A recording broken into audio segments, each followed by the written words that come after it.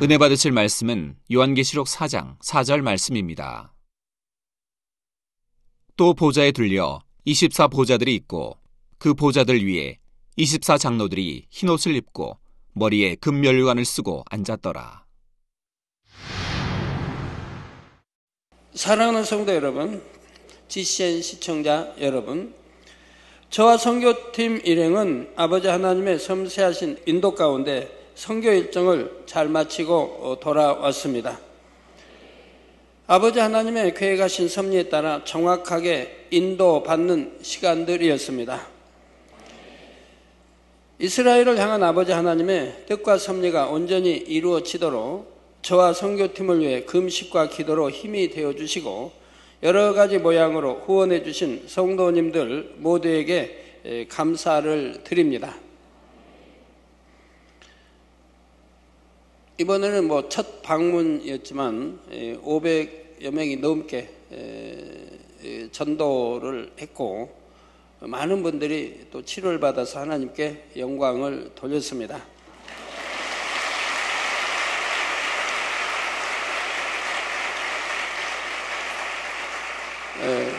2차 방문 때는 더 많은 분들을 만나서 전도하게 될 것이고 더 많이 크게 영광을 돌리게 될 것입니다. 하나님께서 이미 모든 걸 예비해 놓으신 것을 볼 수가 있었고요. 형통하게 인도받았고 많은 목회자와 많은 분들이 사모하고 기다리고 있었습니다. 성도 여러분, 지난 시간에는 장차 24장로 안에 들어가게 될 인물들이 누구인지 먼저 5명을 말씀드렸고 그 중에 사도 바울의 신앙에 대해 간략하게 말씀드렸습니다. 24장로 안에 들어가기 위해서는 신앙의 전반적인 면에 있어서 당연히 최고 중에 최고의 수준이 되어야 하지만 그러면서도 특별히 믿음, 사랑, 충성, 선, 절제 등 신앙의 각 부분을 대표할 만큼 뛰어나야 한다 했지요. 오늘은 지난 시간에 이어 계속해서 24장로 안에 들어가게 되는 인물들의 신앙에 대해 살펴보도록 하겠습니다. 먼저 베드로는 예수님의 수제자였지만 성령 받기 전에 주를 부인하는 큰 오점을 남기고 말았지요. 그래서 평생 동안 죄송하고 민망한 마음을 안고 살아가야 했습니다. 부활하신 주님을 만난 후 성령을 받고 나서는 생명 다해 충성하며 하나님의 일을 감당했으면서도 그 민망함은 마음 한편에 항상 남아 있었지요. 그래서 십자가를 지고 죽을 때조차 감히 주님처럼 똑바로 달릴 수가 없어서 거꾸로 달려 죽기를 자청했던 것입니다. 마지막 죽는 순간에 이렇게 해서라도 어떻게든 마음 한편에 남아있던 주님에 대한 민망한 마음을 갚아드리고자 했던 것이지요. 그렇다면 과연 오늘날 누가 이러한 베드로와 같은 마음을 가지겠습니까? 자신의 죄와 허물을 용서해 주시고 대신 십자가에 달려 돌아가신 주님의 은혜를 평생 마음에 새겨서 생명 다하기까지 갚아드리고자 하는 사람이 얼마나 될까요? 지옥 갈 영혼을 구원해 주시고 아무런 소망이 없을 때 참 소망을 주셨던 주님의 그 크신 은혜와 사랑을 잊은 채 어떤 어려움이 있으면 낙심해버리고 심지어 원망하며 한탄하는 사람들도 많습니다. 처음 주님을 만났을 때 생명 다해 헌신하겠다고 불타던 마음이 시간이 지나면 어느새 안일한 신앙이 되어 편안한 삶 가운데 안주해 버리는 경우도 많지요. 어찌하면 더 많은 것을 드릴까? 어찌하면 더 온전히 드릴까 생각하는 것이 아니라 나는 열심히 하고 있다고 만족하는 것입니다. 그러나 새 예루살렘을 사모하는 여러분들이라면 내가 주를 심히 사랑하여 베드로처럼 십자가를 거꾸로도 질 수 있는 뜨거움이 언제나 변함이 없나이다. 날마다 더욱 뜨거워지나이다. 이렇게 아버지 하나님 앞에 고백할 수 있으시기를 부탁드립니다. 정녕 주님께 너무나 큰 은혜를 받은 자로서 또한 용서받을 수 없는 죄를 용서받고 주를 위해 일할 수 있는 은혜를 받은 자로서 주님 오시는 그날까지 생명 다해 그 은혜를 갚아드리고자 하는 마음이 결코 변개함이 없어야 하는 것입니다. 그래서 장차 24장로 앞에 서서 그분들의 신앙과 비교할 때 여전히 민망하고 부끄러운 것이 아니라 당당히 큰 영광과 상급을 받을 수 있는 여러분이 되셔야 하지 않겠습니까? 베드로 사도는 자신이 꼭 24장로 안에 들어가야 되겠다 생각했던 것이 아니라 오직 주님의 은혜를 갚고자 하는 마음으로 마지막 순간까지 생명 다해 주의 일을 했을 때 이와 같이 24장로라는 영광스러운 자리가 예비되어 있었다는 사실입니다. 성도 여러분, 다음으로 사도 요한은 그에 대한 기록이 성경에 자세히 있는 것은 아니지만 일단 그가 요한계시록을 기록했다는 사실만으로도 그의 신앙을 능히 분별해 볼 수가 있습니다. 그동안에도 여러 번 말씀드렸지만 계시는 아무나 받을 수 있는 것이 아닙니다. 그만큼 하나님 앞에 합당한 자격을 갖추어야 하는데 그 자격이란 무엇보다 먼저 성결이지요.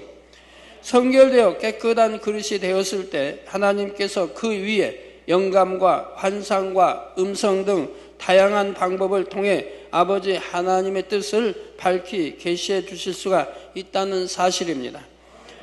그런데 전해지는 바에 의하면 사도 요한은 끓는 기름가마에 던짐을 받고도 전혀 해를 받지 않고 지킴받았다고 하지요. 요한일서 5장 18절에 하나님께로서 난 자마다 범죄치 아니하는 줄을 우리가 아노라. 하나님께로서 나신 자가 저를 지키심에 악한 자가 저를 만지지도 못하느니라는 말씀처럼 사도 요한은 하나님으로부터 지킴받을 수 있는 온전한 자격을 갖춘 사람이었던 것입니다.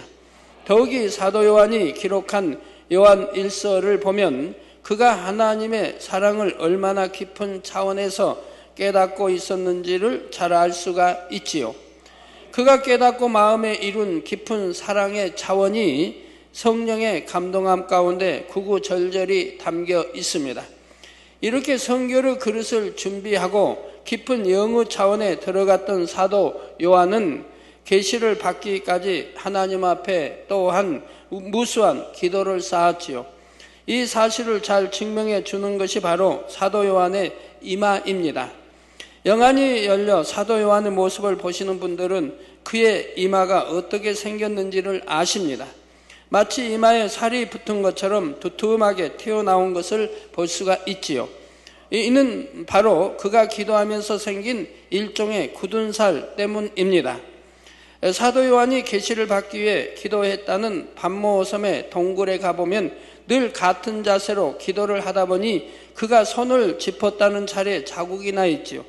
또한 오랜 세월 그렇게 기도하면서 이마가 벽면에 부딪히게 되었고 이마에는 차츰 굳은 살이 올라와 결국 두툼한 모양으로 자리 잡았다는 것입니다. 이것은 바로 사도 요한이 계시를 받기 위해 얼마나 오랜 세월을 인내하며 아까 그 손 오랫동안 서서 이렇게 벽 돌로 되어 있는데 벽을 짚고 기도했기 때문에 손자국이 나 있는 것을 볼 수가 있는데요. 다시 한번 보여주세요.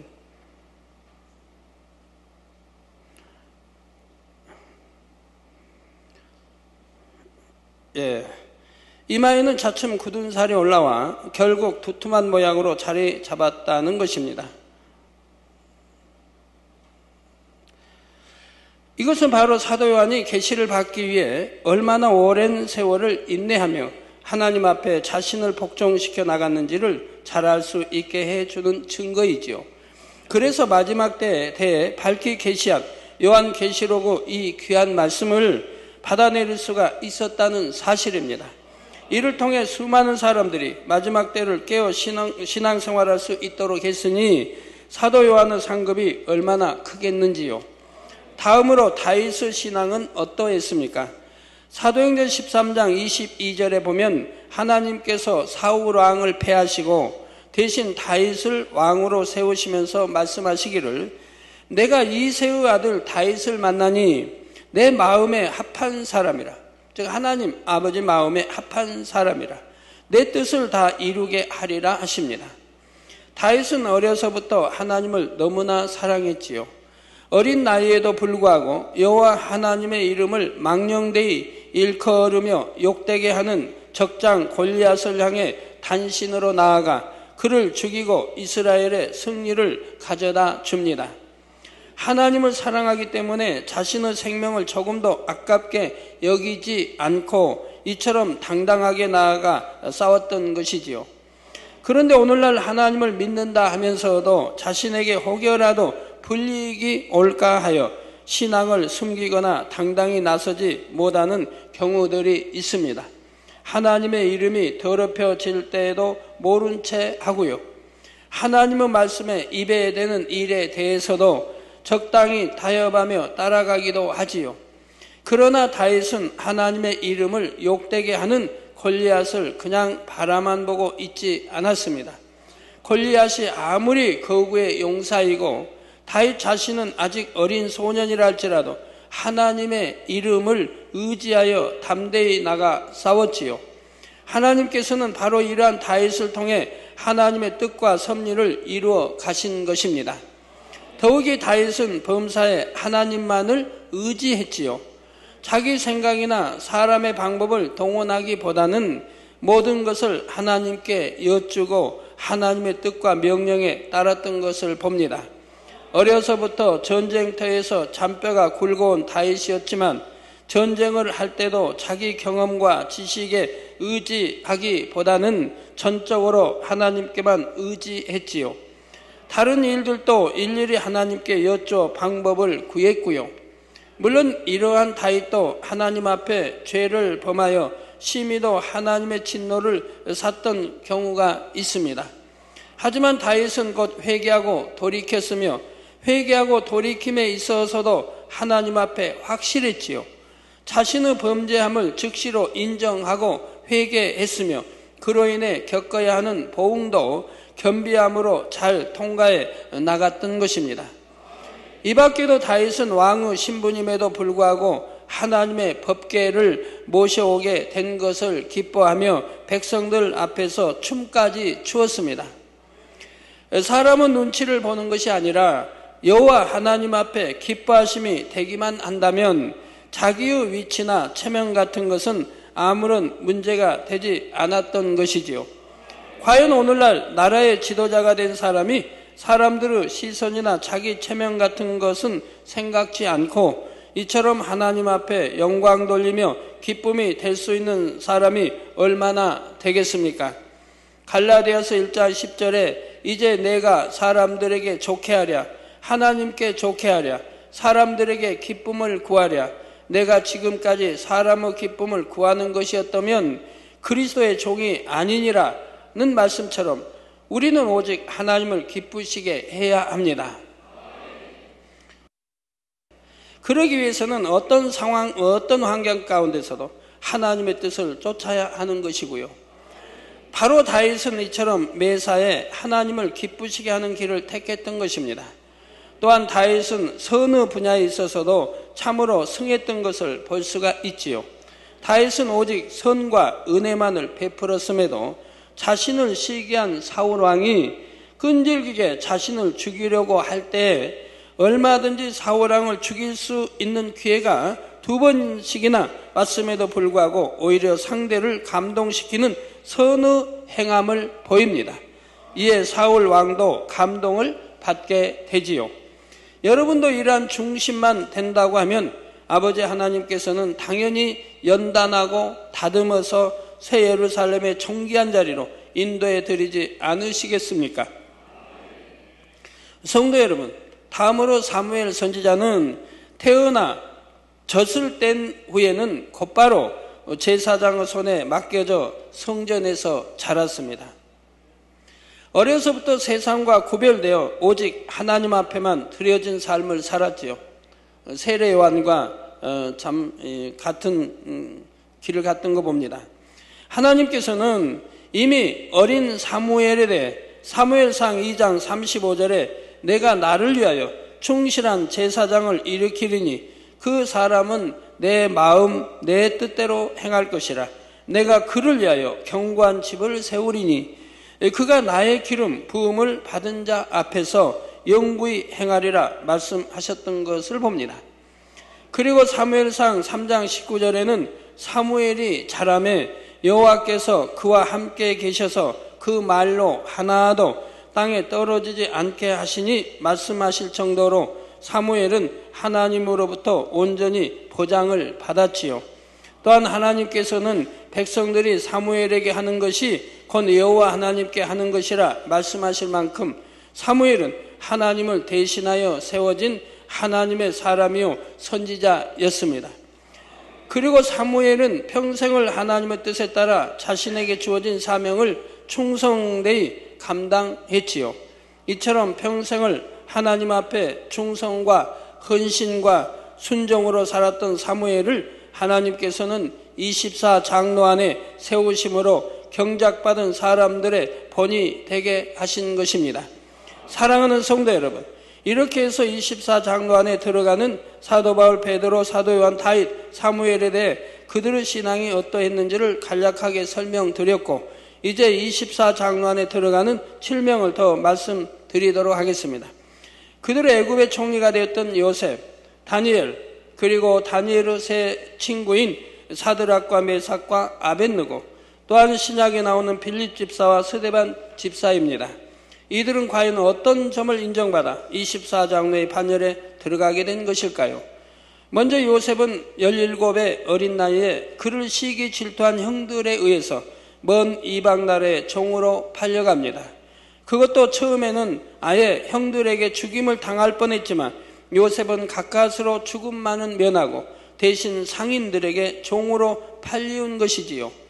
하지만 요셉은 이런 상황에서도 낭망하지 않고 자신의 위치에서 성실과 정직을 통해 주변으로부터 인정받는 위치에까지 올랐습니다.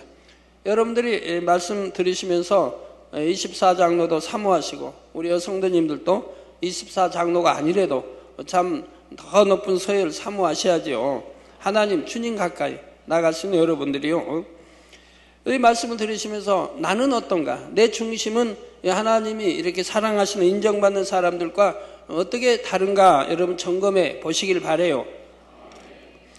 그런데 그만 또다시 억울한 누명을 쓰고 이번에는 깊은 감옥에 갇히고 말지요. 육으로 보면 이제 그 인생이 마치 끝난 것과 같아 보였습니다. 깊은 수렁에 빠져드는 것처럼 이제는 더 나은 삶에 대한 가능성을 찾을 수 없는 절망적인 상황에 처하고 말았던 것이지요. 그러나 그런 상황 가운데서도 하나님에 대한 요셉의 신앙은 더욱 굳어져 갔습니다. 하나님께서 자신의 인생을 인도하신다는 확고한 믿음 가운데 오직 선과 진실로서 자신의 삶에 최선을 다했지요. 그리고 결국은 하나님의 섭리 안에서 당시 최강대국이라 할 수 있는 애굽의 총리에 오르는 영광을 얻게 됩니다. 그런데 요셉의 신앙이 더욱 빛을 발했던 것은 바로 이러한 상황에서 예전에 자신을 타국의 종으로 팔아버렸던 형들을 다시 만나게 될 때부터입니다. 육으로 생각하면 형들의 시기 질투로 인해 요셉은 죽을 수밖에 없는 고비들을 넘기면서 13년이라는 긴 세월을 보내야 했지요. 그런데 이제는 그러한 형들을 죽이고 살릴 수 있는 권세가 요셉의 손안에 있게 된 것입니다. 그러나 요셉은 원수를 갚고자 하지 않습니다. 자신들이 지난날 행했던 악행으로 인해 벌을 받을까봐 두려워하는 형들을 오히려 선한 말로 위로하고 끝까지 형들과 그 자녀들까지 지켜주며 선으로만 대했던 것이지요. 오늘날 과연 이러한 요셉처럼 연단 중에도 믿음을 진실히 지키며 선한 마음으로 행해나가는 사람이 얼마나 되겠습니까? 자신에게 조금만 어려움이 와도 하나님께서 왜 나에게 이런 시련을 주시나 하며 불평, 불만을 쏟아내는 사람들이 얼마나 많습니까? 하나님이 시련 주시는 것도 아닌데 자기가 잘못하여 받는 그런 시련인데도 하나님께 원망을 돌린다 이 말이에요. 또한 자신에게 작은 불이익이나 억울한 일만 생겨도 그것을 참지 못하고 갚으려는 요즘과 같은 세상에서 자신을 죽이려 하다가 결국은 이방 나라의 종으로 팔아서 그처럼 오랜 세월 동안 고통받게 만들었던 사람들을 요셉처럼 마음에서부터 온전히 용서하고 지극한 선으로 대해주는 사람이 얼마나 되겠는지요. 자, 물론 그들이 요셉의 형들이기는 했지만 엄밀히 말하자면 자신과는 어머니도 다른 이복 형들이었는데 말입니다. 성도 여러분, 오늘날은 많은 사람들이 선하게 살면 오히려 손해라는 생각을 가지고 있다고 합니다. 그러나 정말 요셉과 같이 마음의 온전한 선을 이루어 오직 선으로만 행해 나간다면 공의 가운데 역사하시는 하나님께서는 결코 손해가게 하지 않으시며 오히려 축복으로 반드시 갚아주신다는 사실입니다. 여러분들이 선 가운데, 즉 말씀 안에 선 가운데 살아가시는 분들은 손해보는 일이 있었습니까? 안 되는 일도, 안 될 일도 잘 되고, 잘 될 일은 더 잘 되고 하는 걸 여러분들이 체험해 나가지 않습니까? 다음으로 다니엘과 세 친구들의 신앙에 대해 함께 살펴보겠습니다. 그들은 어떠한 상황에서도, 즉 죽음의 위협 앞에서도 결코 타협하지 않는 신앙의 절개를 보여주었지요. 이는 꼭 큰 시험 앞에서만 타협하지 않는 신앙을 보인다는 의미가 아닙니다. 그들의 신앙이라면 아무리 작고 사소한 것이라도 하나님의 뜻에 어긋나는 것이라면 조금의 미련 없이 과감히 끊을 수 있는 것입니다. 그러므로 그들의 신앙과 비교하여 여러분 자신은 과연 얼마나 타협하지 않고 진리 안에서 지켜 행했는지를 돌아봐야 하지요. 포로로 잡혀가서 자유도 없는데 왕이 내려주는 이러한 음식도 참 가증스러운 것이 들어있어 먹을까 염려, 또 제사에 이런 염려돼서 거절하는 거 보지 않습니까?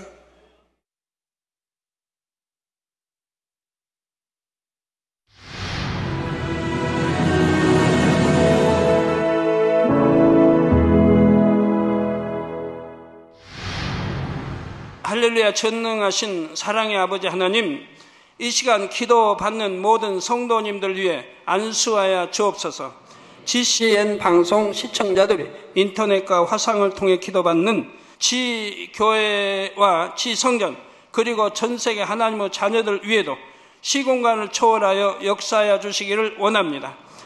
믿어지는 믿음을 주시고 부정적인 생각과 의심의 세력을 물리쳐 주옵시며 모든 시험 환난도 물리쳐 주옵소서. 머리부터 발끝까지 오장육부 뼈 마디마디 온몸의 신경 조직 세포 등 아픈 곳마다 성령의 불로 태우시고 근본의 빛으로 역사하여 주옵소서. 예수 그리스도의 이름으로 명하노니 원수마귀 사단 모든 질병 균 연약함아 물러가라. 빛이 임하라. 모든 불치 난치병도 성령의 불로 태워 깨끗하게 역사하여 주옵소서. 말라리아를 비롯한 모든 풍토병도 물리쳐 주옵소서. 깨끗함을 입을지어다. 감기, 기침, 열, 몸살, 독감 등 각종 유행성 질병도 다 물러가라. 어떠한 유행성 질병 균도 틈타지 않게 지켜 주옵소서. 위암, 폐암, 간암, 유방암, 자궁암, 대장암, 피부암 등 각종 암과 에이즈, 백혈병, 뇌졸중, 고혈압, 저혈압, 심장병, 폐병, 위장병, 당뇨, 부인병, 피부병, 갑상선, 질환과 모든 염증도 깨끗게 하여 주옵소서. 소아마비, 중풍, 관절염, 디스크도 온전케 하여 주옵소서. 요통, 두통, 신경통을 비롯한 모든 통증은 사라질지어다. 간질, 자폐증, 우울증, 조울증, 노이로제 등 모든 정신질환도 물러가라. 모든 마비된 것도 풀어지고 일어나 걷고 뛸지어다. 눈도 잘 보이게 하옵시고 귀도 잘 들리게 하여 주옵소서.